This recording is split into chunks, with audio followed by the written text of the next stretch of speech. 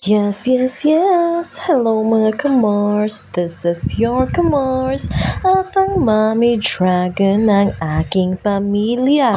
So ngayon, ang magkaganapan natin ngayon ay babiyahe kami ng Catbalogan, Samar. So ang naging first stop natin ay ang Diversion Road sa Tacloban. Ngayon ay nasa second stop na tayo kung saan dito tayo bibili ng magiging agahan natin after 5 or 4 hours sa biyahes. Nandito na kaming bandang sa Samar, nakatawid na din kami sa San Juanico Bridge. Nakita nyo naman kanina, di ba? Doon tayo dumaan sa may araw na yon. Yan yung San Juanico Bridge. So nga pala, ito ay ang bagsakan na kung saan dito makikita ang mga seafoods. Pagkatapos namin nakapamili na, bumili kami ng shrimp, tapos, or pasayan, crabs na sa dagat, ganun. Mura lang nabibili yung mga pagkain doon kasi nga bagsakan. Kumbali, kadalasan mga kanang bumibili sa kanila yung mga trucking, ganun. At yun, sa pangatlo na nating stop ay sa paghinto na natin dito ay dito na bali ididiskarga ang pangarga ng aking Diyosawa. So, dito na kami din banda nagluto sa kalsada. So yan, ganito lang po ang buhay ng mga biyahero. Kumbaga, nasa gilid lang ng kalsada, nagluluto, ganon. So, mga biyahe dito, naka 5 hours na biyahe kami dito. Tapos yan na nga po yung mga nabili namin, yung shrimp at tsaka crabs. So, bali hinugasan na yan ni Mister. At alam nyo ba, habang tinatanggalan namin yung tinik ng shrimp na yan, ay ginawa niya, kumbaga gikilaw gani niya. Sausaw lang daw sa suka. Ganun. Tapos bali, ang ginawa ko dito, may garlic lang, tapos ano ba yan? Garlic lang, tapos nilagyan ko ng Sprite. So, ayan. So, update mga kamars, ayun na nga, natapos ko ng lutuin. Simpleng luto lang, bawang lang, ganun. At wala nang madaming mekos-mekos kasi alam nyo naman, pag nasa biyahe, wala nang arte-arte. So, yan, kumakain na kami sa tabi ng kalsada.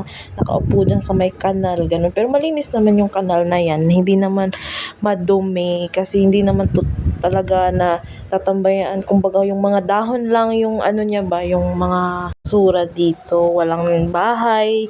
Kumbaga, nasa baba pa yung bahay. Tapos yung tindahan dyan, alam nyo ba, sobrang layo ng tindahan. Kaya kung anong papabili mo, lista agad. Kaya sobrang layo talaga ng tindahan dito.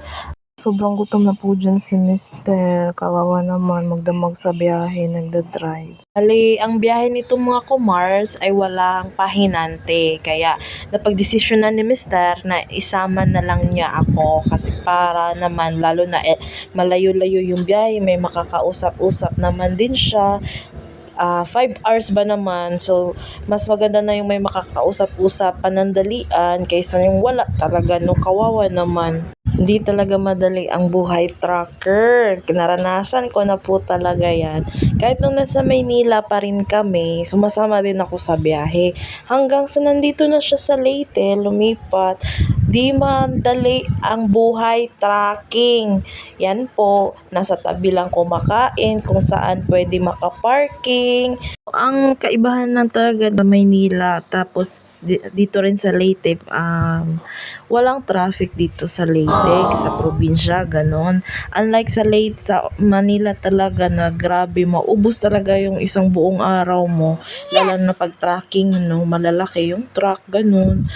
Pero dito, ma-enjoy mo naman din minsan kasi nga yun na nga, hindi naman ma-traffic, ganun. Ingat lang talaga sa biyahe para iwas disgrasya. Alam niyo mga kumars, madami din akong realization, char, bitaw. Madami akong mga realization kasi nga, kasi nga, dragon nga, di ba? Char, hindi. Kasi nga, yung bang bubungangaan siguro, natural naman talaga yung bubungangaan mo pa talaga yung asawa mo, no? Kahit siya yung nagpagod, siya nagdugot pawis niya yung hinahanap, yung pera na yan, yung ganun ba. Yun lang. Diba, maldita kaayo ko diring dapita. Tiyan. Alam niyo mga Mars, habang kumakain kami dyan, yung naging topic namin, yung may-ari po tingnan niyo po yung di ba madaming mga tali-tali. May isang matanda pong nagmamay-ari dyan, sabi ng mister ko. Tapos, kaya po dinalian yun kasi madaming magnanakaw. Mamaya po, makikita ninyo si tatay. Ali, pabalik-balik na dito si Mr. bumabiyahe. Minsan, yung magiging painante niya, si Papa. Tapos, napapansin din nila na dyan na dumadaan yung matanda. Sabi niya na maya-maya baka nandito na daw yun. Tapos maya-maya, ayun na nga, dumating na nga yung matanda. Tapos sinabi, malayo pa lang, sinigawan agad ni Mister, sabi niya, kain daw tayo. Dating biyahe nila kasama si Papa, nakausap daw nila yung matanda. Tapos, yun, nagkamustahan sila kung anong buhay-buhay, yung mga ganun yung mga Mau tayo, napaidagan pa tayo? Ha? Ay mga supayan ba? trivia lang mga Mars. Yung asawa ko, talagang malapit yung loob niya sa mga ganyan na mga tao, lalo na sa mga matatanda na maaga kasing nawala ng parents yung asawa ko. Kaya minsan naisip niya daw na pag may buhay pa daw yung parents niya, hindi daw niya talaga pababayaan.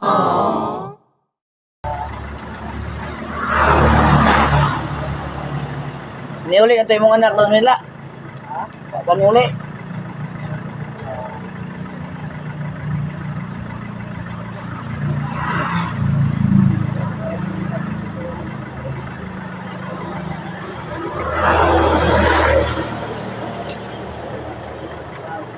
Ha? Mau. Anak mo yun na tayo. Anak mo. Bali, ang nasa loob pala dito mga kumars ay mga tanim daw niya. Yung mga buko, mga lubi, mga yun anak. Tapos mga doma, may kamote daw siya, may balanghoy. Tapos minsan daw, pagdating niya dyan sa farm niya, wala nang natitira. Yung iba, may mga mga putol na ng mga saging, ganun, kasi nga daw ninanakaw daw. Lambot, kung sa kay kuha na. Hauling naman may, hauling. Hauling. Nagkaroon lang ka mo tubig? Tubig, kung kiniin nun. Ito, may tubig ito, pero mawaray na, maluyan ang awas. Ito, nadalayaw.